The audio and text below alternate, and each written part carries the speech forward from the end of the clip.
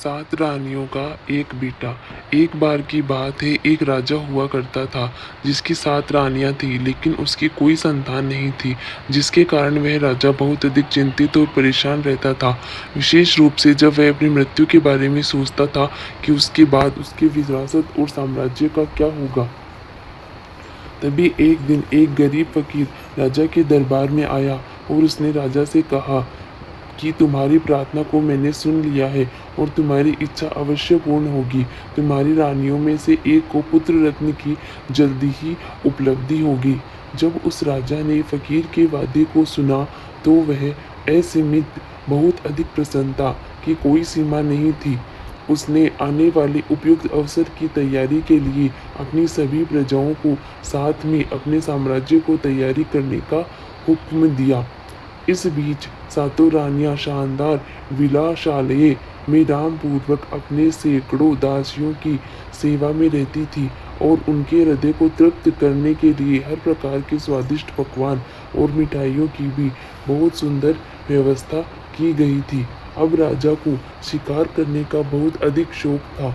एक दिन अपने शिकार पर जाने से पहले उनकी रानियों ने राजा के पास संदेश भेजा और कहा कि मेरे स्वामी, आप हर तरफ शिकार करने के लिए जाना, केवल उत्तर दिशा में मत जाना, क्योंकि हमने एक बहुत बुरा स्वप्न देखा है जिसके कारण हमें बहुत अधिक भय है कि आपके साथ उत्तर दिशा में कुछ बुरा हो सकता है।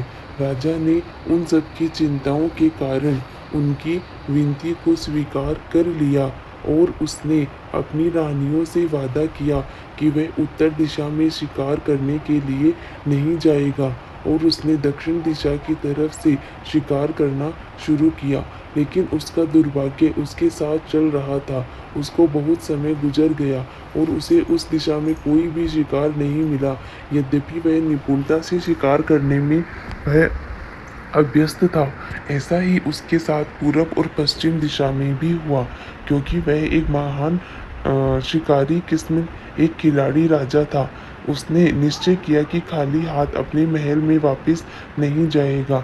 इस तरह से उसने अपनी रानियों से किए गए वादे को भूलकर वह उत्तर की दिशा में शिकार की खोज में चल पड़ा। इधर भी सर्वप्रथम शिकार करने में असफल रहा। फिर उसने शिकार को आज बंद करके महल में वापस जाने का विचार कर रहा था, लेकिन आखिर में उसे इस दिशा में शिकार करने का मौका मिला जब उसने देखा कि एक सफ़ेद और सुनहरे रंग की हिरनी को, जिसका सींग चांदी के समान था, जो घने जंगल में जिससे गुजर रही थी, उसमें से चमक रही थी। राजा ने जैसे ही उसको गुप्त रूप से देखा, जब वह आगे चली गई, तुरंत उसको मारने के लिए अपनी मरती हुई इच्छा के साथ एक बार फिर से तत्पर हो गया, कुछ ऐसी ज्वलंत इच्छा के साथ उसको पकड़ने के लिए। और उसने देखा पास ही में उस विचित्र अद्भुत प्राणी स्तन जिसमें दूध भरा हुआ था। उसने तत्काल अपने सिपाहियों को आदेश दिया कि इस घने जंगल के इलाके को चारों तरफ से घेर लिया जाए। इस तरह से राजा के सिपाहियों के द्वारा बनाए गए घेरे में वह हिरनी आ गई। फिर राजा ने अपने सिपाहियों के घेरे को सिकोड़ना शुरू कर दिया और वह सब धीरे धीरे आगे बढ़ती रही, तब तक जब उन सब ने उस सफ़ेद रंग की चित्रकारी किए हुए हिरनी को बहुत पास अपने मध्यम में देखा। वह राजा उस हिरनी के और पास चलता गया, तब तक जब उसने यह सोचा कि वह अब अजीब विचित्र प्राणी को पकड़ लेगा। उसने एक जोरदार पैरों के शक्तिशाली झटके से राजा के सर पे मारा और राजा चारों खानों चित्त होकर नीचे जमीन पर गिर गया और वह कूदकर राजा को अपने रास्ते से हटाते हुए पहाड़ों की तरफ वहां से भागी। सब कुछ भूलकर राजा खड़ा होकर अपने घोड़े को तैयार किया और उस पर सवार होकर तुरंत उसके पीछे भागा। अपनी पूरी शक्ति और रफ्तार से इसके साथ घोड़ा अपनी चौकड़ी भरने लगा, जिसके कारण राजा के सभी सेवक बहुत पीछे छूट गए। उस सफ़ेद हिरनी को देखते हुए इससे पहले इतना अधिक शिकार के पीछे वशीभूत नहीं हुआ था। कुछ समय में ही राजा ने अपने आप को एक संकीर्ण घाटी में पाया, जहाँ से निकलने का रास्ता नहीं था। तब राजा ने अपने घोड़े की लगाम को खींचकर उसको खड़ा किया। उसके सामने एक घटिया किस्म की झोपड़ी थी। राजा ने उसके अंदर देखा, क्योंकि राजा इस लंबी असफल लक्ष्य की यात्रा में घोड़े की सवारी के बाद बुरी तरह से थककर पसीने-पसीने हो रहा था। राजा उस झोपड़े के अंदर गया और पीने के लिए पानी की मांग की। एक वृद्ध औरत झोपड़ी के अंदर बैठकर अपने चरखे को उनको काट रही थी। उसने अपनी पुत्री को बुलाते हुए राजा के अनुरोध का उत्तर देते हुए कहा, और युवती तुरंत भीतर के कमरे में से एक युवती बहुत अधिक प्यारी और आकर्षक सफ़ेद चमड़ी और सुनहरे बालों वाली आ गई कि राजा को बदनाम झोपड़े में इतनी खूबसूरत लड़की को अपनी नज़र से देखने पर आश्चर्य हुआ। उस लड़की ने जब राजा के मुंह की तरफ पानी से भरे मग को लगाया, तो राजा ने पानी पीते हुए उस लड़की की आंखों में देखा और वह निश्चिंत हो गया। वह लड़की और कोई नहीं, वही सफ़ेद हिरनी थी, जिसकी सुनहरी सफ़ेद चमड़ी और चांदी जैसे जिसकी सींग थी, जिसके पीछे राजा करता हुआ इतनी दूर तक यहाँ पहुँचा था।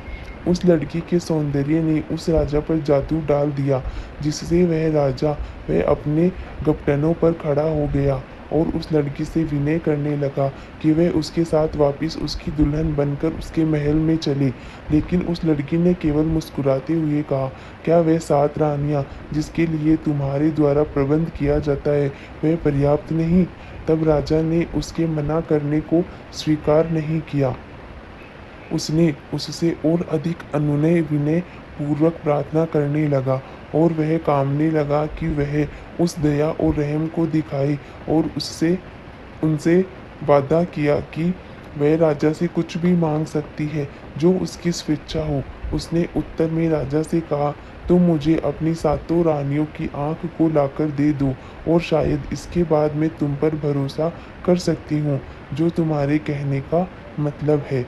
राजा उस जादुई औरत के सौंदर्य पर अत्यधिक मोहित होकर वहां से चल पड़ा और तत्काल अपने महल में पहुंचा और अपनी 7 रानियों की आंखों को निकालकर उन दुखी तड़पती हुई अबलाओं को उनके महल के तहखाने में डाल दिया, जिससे वह सब भाग नहीं सकी। और उन आंखों को लेकर वह दोबारा अकेला उस औरत के पास गया, जिसने उन भयानक प्रस्ताव की कामना आंखों की मांग की थी। उस बदसूरत झोपड़े के पास जो संकर्ण घाटियों के मध्य में था। जब राजा उसके पास आंखों को लेकर पहुंचा, तब वह सफ़ेद हिरनी केवल बहुत तेज से कुरूपता के साथ हंसी। उन 14 आंखों को देखकर और उन सभी आंखों को एक तागे में पिरो दिया, एक हार की तरह से, और उसको अपनी वृद्धा माँ के गले में डालकर अपनी माँ से कहा कि इसको हमेशा गले में पहनकर रखना, जब तक मैं तुमसे दूर राजा के महल में रहूंगी। इसके साथ वह राजा के साथ अपने जादू के प्रभाव के कारण उसकी पत्नी बन गई, और राजा ने अपनी 7 रानियों के सारे बहुमूल्य सुंदर बेशकीमती आभूषण और सभी कपड़ों को उसे दे दिया, जिसको 7 रानियां पहना करती थी, और उनका महल रहने के लिए दे दिया। इसके साथ 7 रानियों की सभी दासियों को उसकी देखभाल के लिए अलग रख दिया गया। इस तरह से उसने वह सब कुछ प्राप्त कर लिया जिसकी उसको कामना थी। इसके बाद बहुत जल्दी ही 7 कुंठित, लाचार, बेसहारा, असहाय रानियां, जिनकी आंखों को निकाल लिया गया था उसके पति द्वारा, राजा के द्वारा, और उन सब को कैद में डाल दिया गया था। उनमें सबसे बड़ी रानी से एक बच्चे का जन्म लिया। वह बहुत सुंदर लड़का था, लेकिन दूसरी रानियां अपने मध्य उपस्थित बड़ी रानी से बहुत अधिक ईर्ष्या किया करती थी।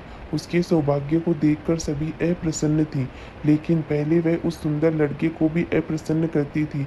जब उस लड़के ने यह सिद्ध कर दिया कि वह उन सब के लिए बहुत उपयोगी है, तब वह सब उसको पसंद करने लगी और उसे अपने बेटे की तरह से मानने लगी। और थोड़े ही समय में जब वह उस तहखाने में इधर उधर घूमता, तो उसने तहखाने की छत को खरोच खरोच कर एक अतुलनीय कार्य को अपने हाथों से किया।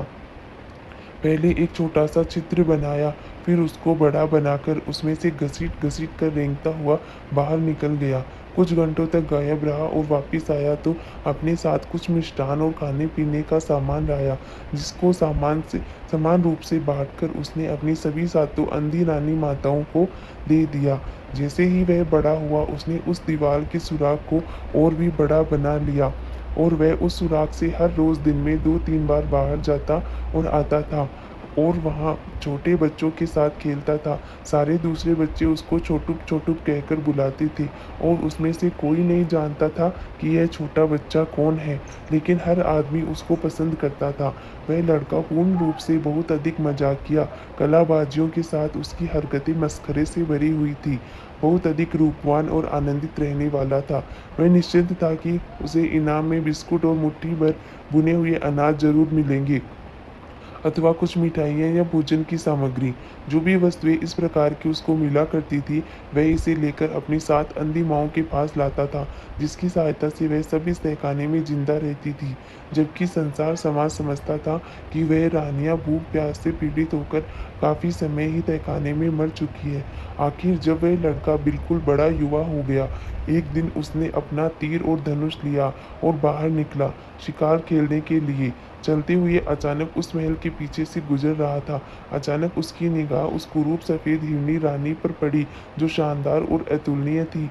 उसने देखा कि कुछ सफ़ेद कबूतर महल के संगमरमर द्वारा निर्मित बुर्ज के पास उड़ रहे हैं और उसने वहीं से अपने तीर धनुष से निशाना साधकर एक सफ़ेद कबूतर को मार दिया। वह कबूतर हवा में चक्कर खाता हुआ उस रानी के करीब खिड़की के पास आकर गिर गया, जहाँ पर सफ़ेद रानी बैठी हुई थी।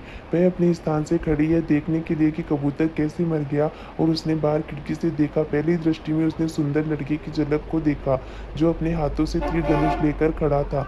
उसने अपने जादू की शक्ति से जान लिया कि यह राजा का लड़का है।